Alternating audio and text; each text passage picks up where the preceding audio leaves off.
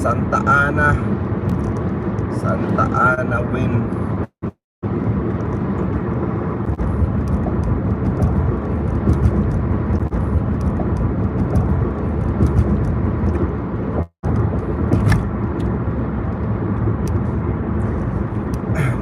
Nakikita nyo guys, yung mga cars ngayon ay nagmiminor sila lahat dahil grabe ang lakas ng hangin.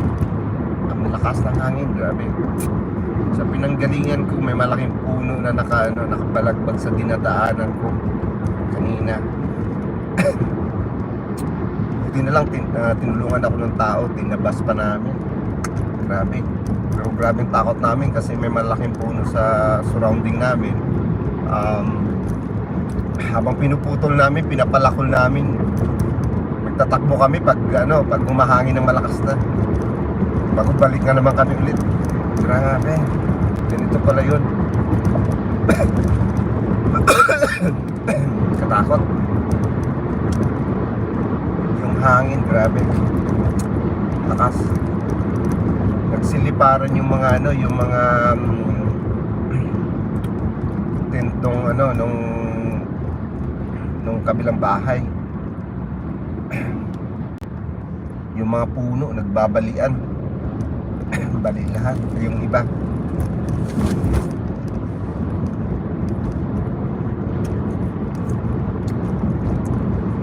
Katakot. Yeah, kung nakikita nyo yan, mga yan nagmiminor. Nakikita nyo yung umuusok. Yung mga dumi. Grabe, tumatama sa car. Hangin po yan. Yan yung hangin. Lakas ng hangin. Ayan o. Oh my gosh, minor siya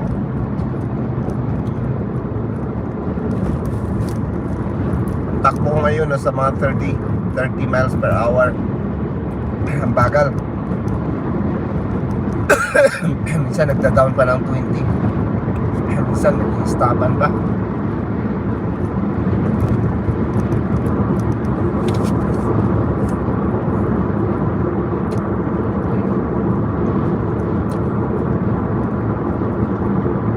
Katakot.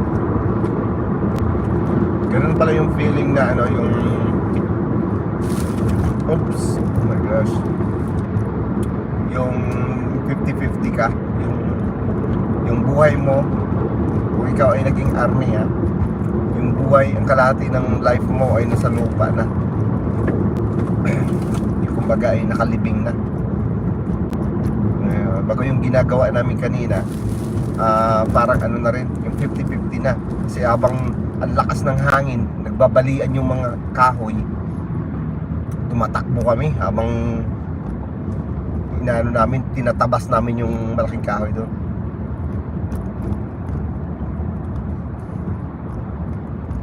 Lakas talaga ng hangin.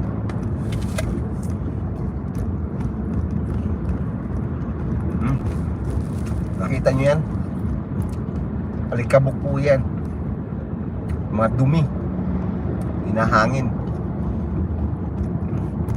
Grabe yung hangin, no? Ayan. Hinto na naman kami. Kailangan maghinto.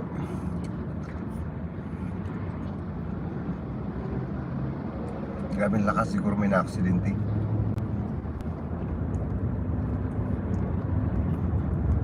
Nagliliparan yung mga yung mga basura, yung mga dahon.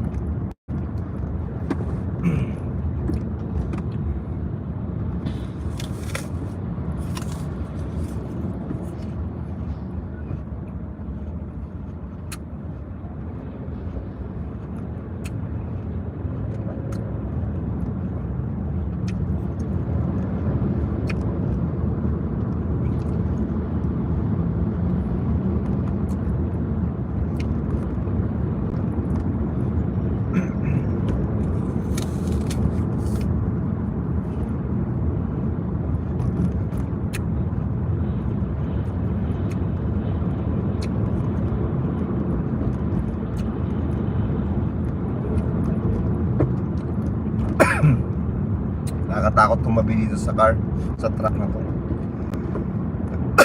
Baka daganan tayo. Grabe pa naman hangin. Bagal ang takbo namin.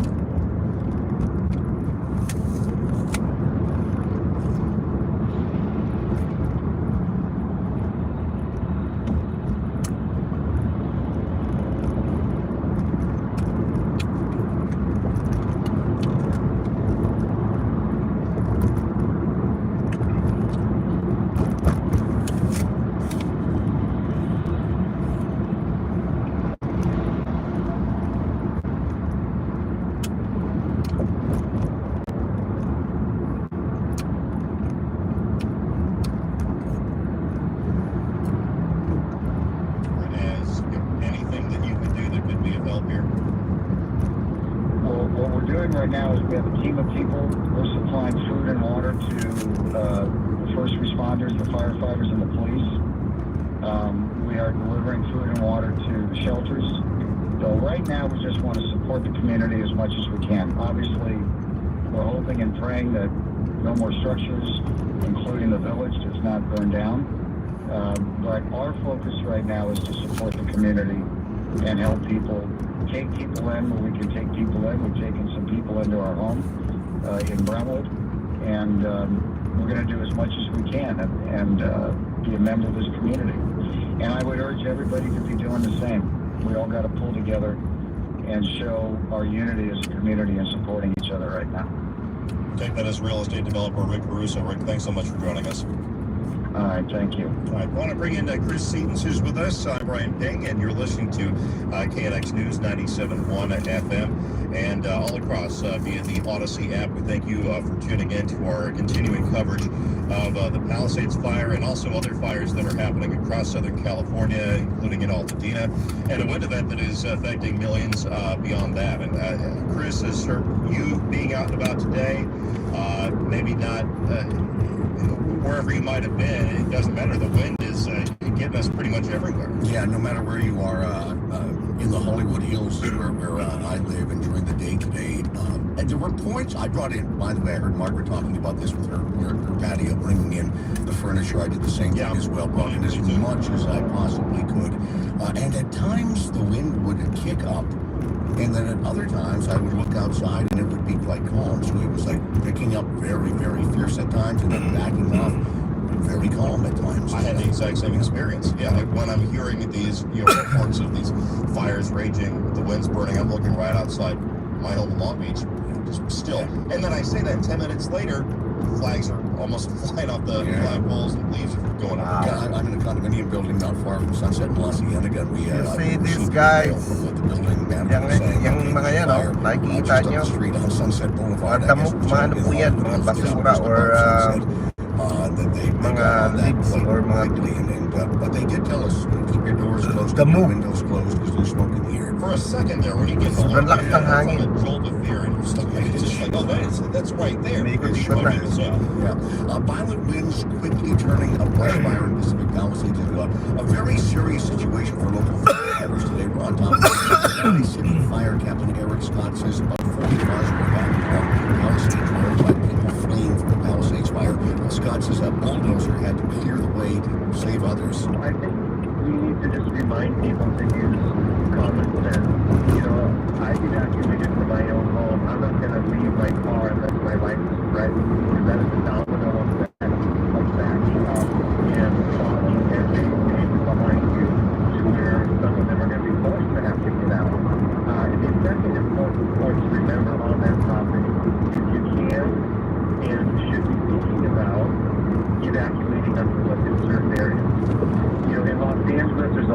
hill, brush, wildfire-prone areas.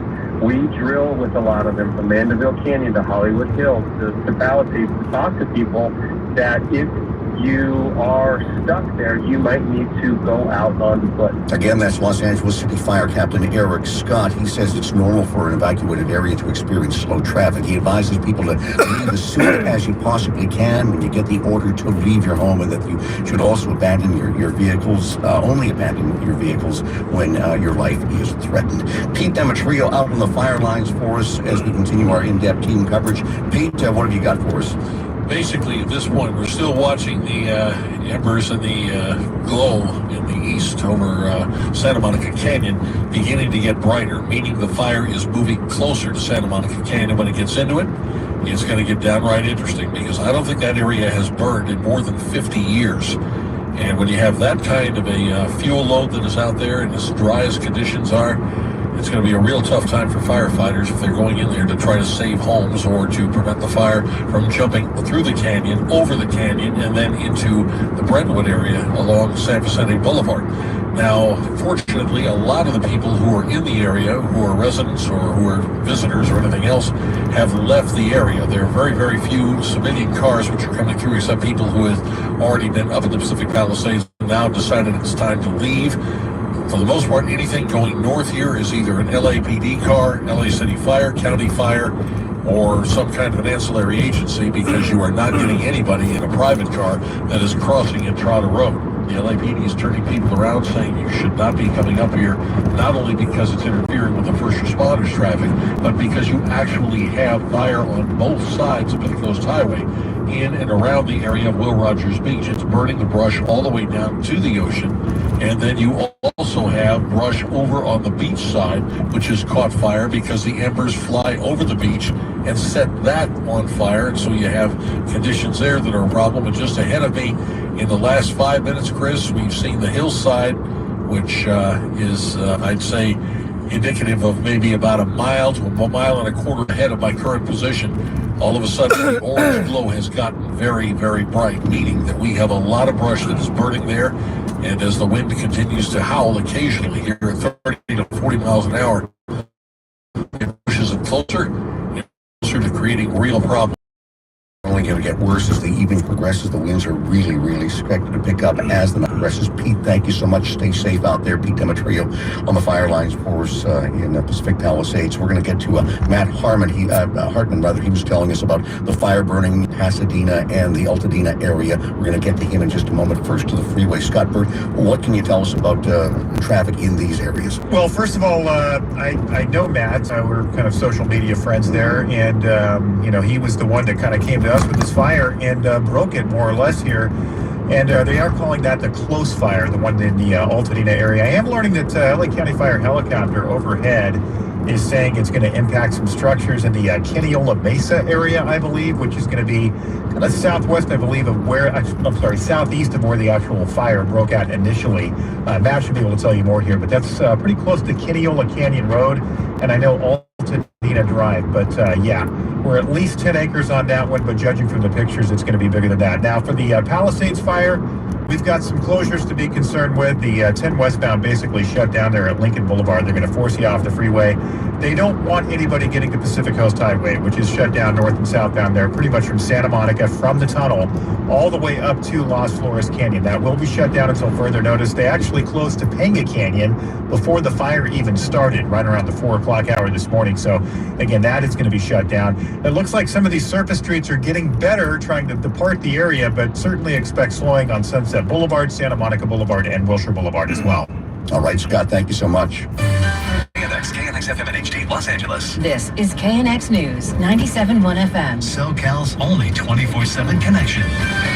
With Brian Ping, I'm Chris Edens. This is KNX News 97.1 FM. We're going to get to Matt Hartman in Altadena, the Pasadena-Altadena area in just a moment. Another fire there. First, let's check in with Mark Thibodeau from the Weather Channel. Mark.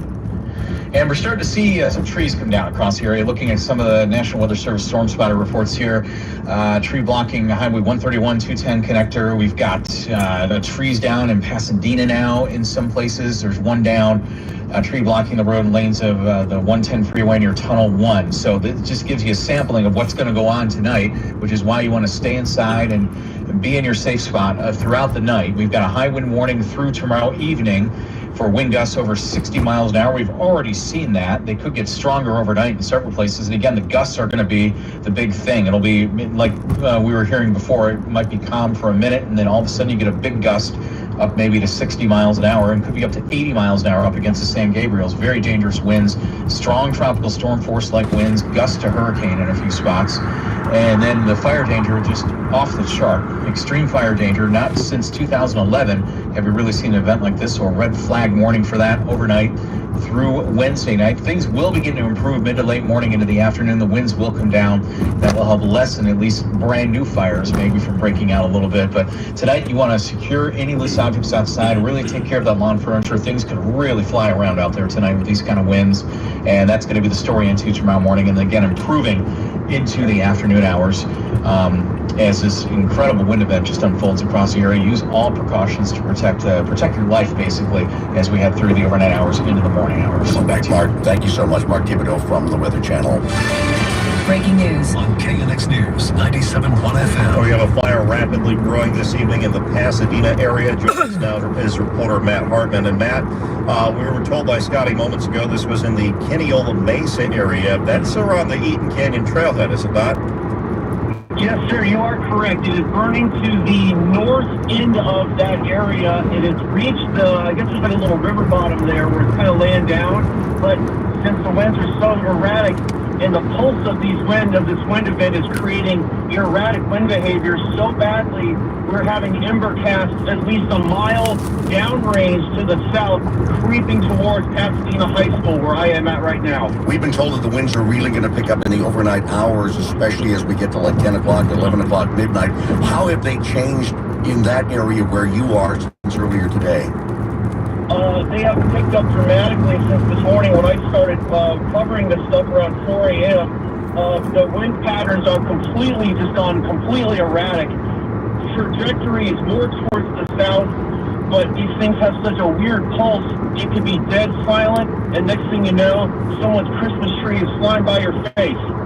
Completely unpredictable, it's just changing everywhere. Because you're right there pretty much at the foot of the San Gabriel Mountains. You talk about how the winds come from any such direction. It's just because of that funneling effect, and you just never know which way it's going to hit. It literally is burning. The funnel of air is traveling down Altadena Drive, creating a funnel effect, funneling all these ember caps down to the south of us where I am now. And I'm very surprised that these neighborhoods have not been evacuated down further down Altadena Drive. The Pasadena High School's right there. It's like, as you mentioned it, it's about maybe, a mile away?